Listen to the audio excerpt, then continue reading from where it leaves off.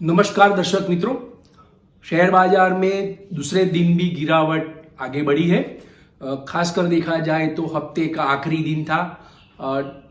मई future जो नया शुरू होने वाला है, मई एफ&ओ का पहला दिन था।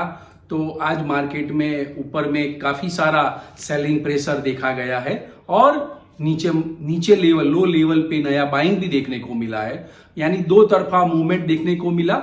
फिर भी सेंसेक्स और निफ्टी या स्मॉल कैप या मिड कैप सेक्टर्स है जो माइनस में क्लोज रहे हैं। आज सेंसेक्स 588 पॉइंट माइनस में क्लोज रहा है और निफ्टी भी 207 पॉइंट माइनस में बंद रहा है। तो मित्रों, आगे वाले हफ्ते में मार्केट का ट्रेंड कैसा रहेगा और भारत और पाकिस्तान के बीच में जो तनाव खड़ा हुआ है तो मार्केट पर उसका क्या असर रहेगा। और तीसरा, आज फ्राइडे है तो मैं हर फ्राइडे को आपको अगले हफ्ते में कौन सा स्टॉक्स बाय करना है वो भी मैं आपको बता रहा हूं। कौन सा सेक्टर का स्टॉक्स बाय करना है वो आपको बता रहा हूं। तो आप ये वीडियो को अंत तक देखिएगा। मित्रों, इन्वेस्टिंग ए टू जेड में आपका स्वागत है। मैं भरत पंचाल। शुरू में देखते हैं सेंसेक्स और निफ्टी की मूवमेंट पे नजर डालते हैं।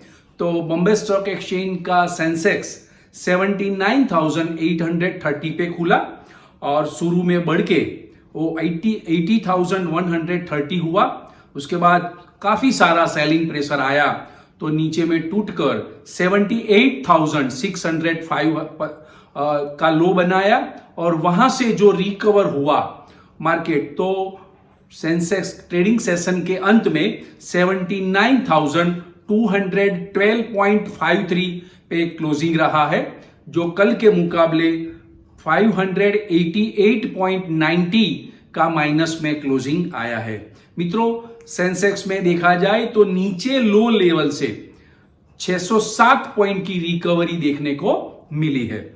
नेशनल स्टॉक एक्सचेंज का निफ्टी इंडेक्स 24,289 पे आज खुला है। शुरू में बढ़ के 24,365 का हाई बनाया।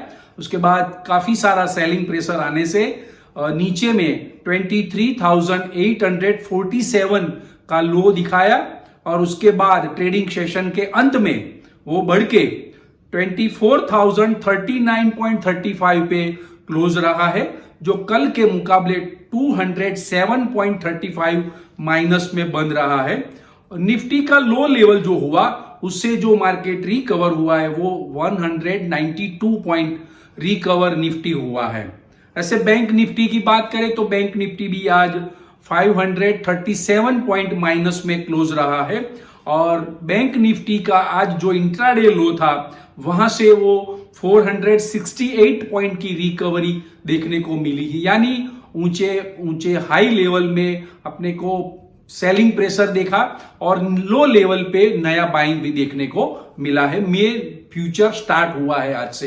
कारोबार का आखिरी दिन था तो मार्केट में थोड़ी सतर्कता भी थी कि भारत पाकिस्तान के बीच जो तनाव भरी स्थिति हुई है तो बॉर्डर पे क्या होगा, एयर स्ट्राइक होगा नहीं होगा, केंद्र सरकार, भारत सरकार क्या करेगी, वो सब जो सस्पेंस बना हुआ है, इसीलिए मार्केट में सतर्कता थी और काफी सारा कॉशियस मूड भी था मार्केट में। आज एडवांस डेक्लाइन रेशियो नेगेटिव रहा है। मित्रों, आज के टॉप गेनर्स देख लेते हैं पहले। तो आज के टॉप गेनर्स है SBI life, tech Mahindra, TCS, Infosys और अल्ट्राटेक सीमेंट। और टॉप लूजर्स की बात करें तो Shriram finance, Adani enterprise, Adani ports, trend और इंटरनल लिमिटेड। तो मित्रों, ये थी बात टॉप गेनर और टॉप लूजर्स की। डाउ जोन्स लगातार प्लस में क्लोज आ रहा है, अमेरिका का स्टॉक मार्केट, और लेकिन आज पूरे दिन डाउ जोन्स फ्यूचर जो था वो माइनस में ट्रेड कर रहा था। यूरोपियन स्टॉक मार्केट भी प्लस थे, एशियन स्टॉक मार्केट भी प्लस थे। आज ग्लोबल मार्केट के संकेत जो है पॉजिटिव रहे, फिर भी इंडियन स्टॉक मार्केट माइनस में क्लोज आया है। और दूसरा मैं बताने जा रहा था कि काफी सारे कंपनियों के जो लीडिंग कंपनी है उनके क्वार्टर 4 के नतीजे आए हैं, उसके ऊपर नजर डाल देते हैं, फटाफट देख लेते हैं। एक्सिस बैंक का मुनाफा फ्लैट रहा है, ब्याज से जो कमाई है वो 5% बढ़ी है। बैंक की एसेट क्वालिटी भी बेहतर हुई है। एम्फेसिस है उनका मुनाफा 4% बढ़ा है। ओरिएंट होटल 17 करोड़ से, उनका मुनाफा 17 करोड़ से बढ़कर 18 करोड़ हुआ है और ओरिएंट होटल की आय भी 107 करोड़ से बढ़कर 133 करोड़ बढ़ी है। चेन्नई पेट्रो का मुनाफा 21 करोड़ से बढ़ के 470 करोड़ का हुआ है। हिंदुस्तान जिंक का मुनाफा 2038 करोड़ से बढ़ के 3003 करोड़ आया है। मारुति सुजुकी का रिजल्ट नतीजा आया है, तो मारुति सुजुकी का जो नेट प्रॉफिट है उसमें 4% की गिरावट देखने को मिली है और कंपनी ने प्रति शेयर 135 यानी 135 रुपए का फाइनल डिविडेंड का ऐलान किया है। आज ओरिएंट इलेक्ट्रिक है, उनका मुनाफा 12 करोड़ से बढ़ के 31 करोड़ आया है। आज मोस्ट प्रोबेबली मारुति को छोड़ के सभी कंपनियों के जो नतीजे आए हैं वो काफी अच्छे रहे हैं। तो मित्रों, हम बात कर रहे थे मार्केट का ट्रेंड कैसा रहेगा। हाँ, उसके पहले में एक अभी न्यूज आया है, वोडाफोन आइडिया में आज ब्लॉक डील, बहुत बड़ी ब्लॉक डील हुई है। उसमें ब्लॉक डील में 10 ट्रांजैक्शन हुआ है, 103 करोड़ शेयर की खरीद फरोख्त हुई है। उसकी जो वैल्यू देखा जाए तो 823 करोड़ की ब्लॉक डील, बहुत बड़ी ब्लॉक डील हुई है। करीबन 7 रुपया 98 पैसे की औसत से यानी सरेराश प्राइस से ये ब्लॉक डील, बहुत बड़ी ब्लॉक डील हुई है। और ये ब्लॉक डील का न्यूज आने के बाद वोडाफोन आइडिया के शेयर का भाव टूटकर 5% टूटकर 7 रुपया 46 पैसा पर 7 रुपीज 46 पॉइंट पर बंद रहा है। ये वोडाफोन आइडिया की बहुत बड़ी ब्लॉक डील हुई है। टोटल 10 ट्रांजैक्शन हुए, 823 करोड़ की ब्लॉक डील हुई है। मित्रों, हाँ, अभी एक श्रीराम फाइनेंस कंपनी का नतीजा आया है। 1946 करोड़ से उसका मुनाफा बढ़ के 2139 करोड़ आया है और कंपनी ने 3 रुपए का फाइनल डिविडेंड देने का ऐलान किया है। तो ये कंपनी के नतीजे थे और कंपनी न्यूज भी था।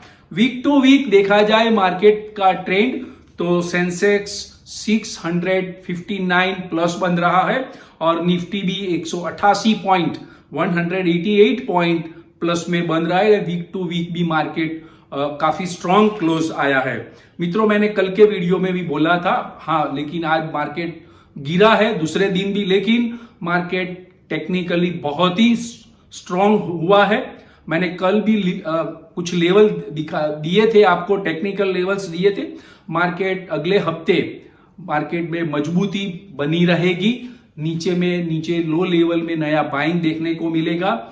नीचे लेवल से जो मार्केट में आज भी रिकवरी हुई है, काफी अच्छा बाइंग आया है। उसकी वजह यह भी है कि एफआईआई नेट बायर हो चुकी है।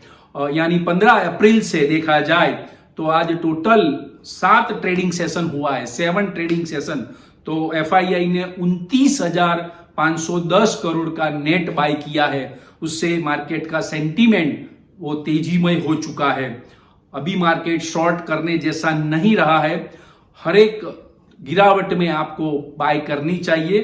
कुछ अच्छे स्टॉक्स, चुनिंदा स्टॉक्स को बाय करने चाहिए। जिसके Q4 के नतीजे अच्छे आते हैं उसको चुन के आप बाय कर सकते हैं। आगे वाले दिनों में मार्केट में सेंसेक्स और निफ्टी में नया लेवल भी दिख सकता है।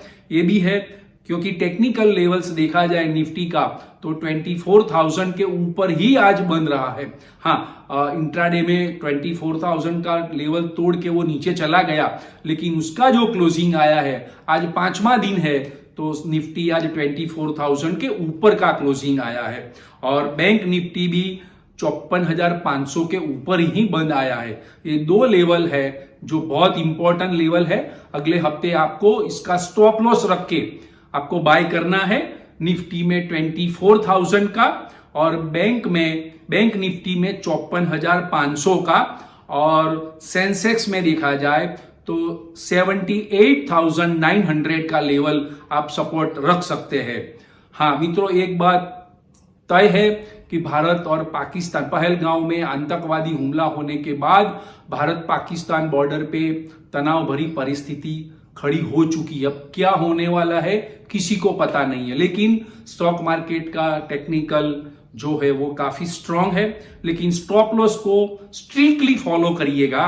निफ्टी में 24,000 का, बैंक निफ्टी में 54,500 का, और 17 सेंसेक्स में 78,900 यानी 78,900 का स्टॉप लॉस स्ट्रिक्टली फॉलो करके आप बाय कर सकते हैं। तो आगे वाले दिनों में मार्केट का ट्रेंड जो है वो पॉजिटिव रहने वाला है। एफआईआई नेट बायर रही है, क्योंकि वो जब 6 महीने नेट सेल किया उसके बाद 15 अप्रैल से एफआईआई की इंडियन स्टॉक मार्केट में दोबारा एंट्री हुई है, और वो काफी जोरदार तेजी से हुई है। कल की फिगर देखा जाए तो एफआईआई ने 8,000 से ज्यादा का नेट बाय किया था, यानी एफआईआई काफी एक्टिव हो चुकी है। और आज एक न्यूज में पढ़ रहा था तो उसमें लिखा है कि यूएस के साथ भारत ट्रेड डील करेगा, और वो सब विश्व में सबसे पहला देश बनेगा कि यूएस के साथ वो ट्रेड डील करेगा। टैरिफ डालने के बाद की बात कर रहा हूं, टैरिफ का पोज आया उसके बाद भारत पहला देश बनेगा कि ट्रेड डील अमेरिका के साथ करेगा। तो ये भी बहुत बड़ा न्यूज आने वाला है आगे वाले दिनों में, और Q4 के नतीजे भी आ रहे हैं। हाँ, तो मित्रों, अपन बात कर रहे थे अगले सप्ताह में कौन से स्टॉक्स के सेक्टर अच्छे रहेंगे, कौन से सेक्टर बेस्ट बाय रहेंगे। मैं सेक्टर की बात करूंगा, पर्टिकुलर स्टॉक्स को आपको बेस्ट बाय नहीं दे रहा हूं, मैं कोई टिप्स नहीं दे रहा हूं आपको, मैं सेक्टर बताऊंगा कि ये सेक्टर आपको अच्छे लग रहे हैं अगले हफ्ते। तो एक तो बैंक सेक्टर तो है ही, जो मैं लगातार 5 वीडियो से बोल रहा हूं, और बैंक स्टॉक्स मुझे काफी अच्छे लग रहे हैं। इंडियन इकोनॉमी जो जीडीपी जो ग्रो करेगी तो वो बैंक से शुरू करेगा, तो बैंक सेक्टर मुझे बहुत ही अच्छा लग रहा है। और दूसरा डिफेंस सेक्टर भी अच्छा है, क्योंकि वो आत्मनिर्भर भारत की जो बात है, और डिफेंस में काफी सारे डिफेंस कंपनियों को काफी सारे एक्सपोर्ट को भी ऑर्डर मिले हैं, और इंडिया की प्रोडक्शन के भी काफी ऑर्डर मिले हैं। तो डिफेंस सेक्टर्स जो है ये आने वाले साल में बहुत ही अच्छा ग्रो करने वाली है। तो bank sector, defence sector, pharma और आईटी जो अभी तक की तेजी में नहीं चले हैं। 90 डेज का पोज आया जब टैरिफ का, उसके बाद फार्मा और आईटी स्टॉक्स नहीं चले हैं, लेकिन 2 दिन से जब मार्केट गिरावट आई है तो फार्मा और आईटी सेक्टर में तेजी का मोमेंटम दिखा है। तो आज के मार्केट में देखा जाए तो 4 सेक्टर अगले हफ्ते में बेस्ट बाय रहेंगे, बैंक, डिफेंस, फार्मा और IT sector.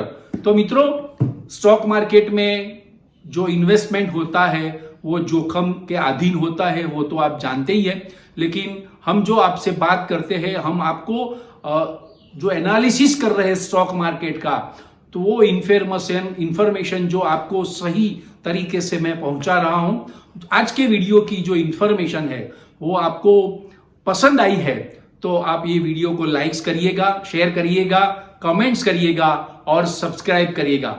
Thank you very much. नए हफ्ते कुछ नई जानकारियां लेके आपके सामने पेश होंगे। Thank you.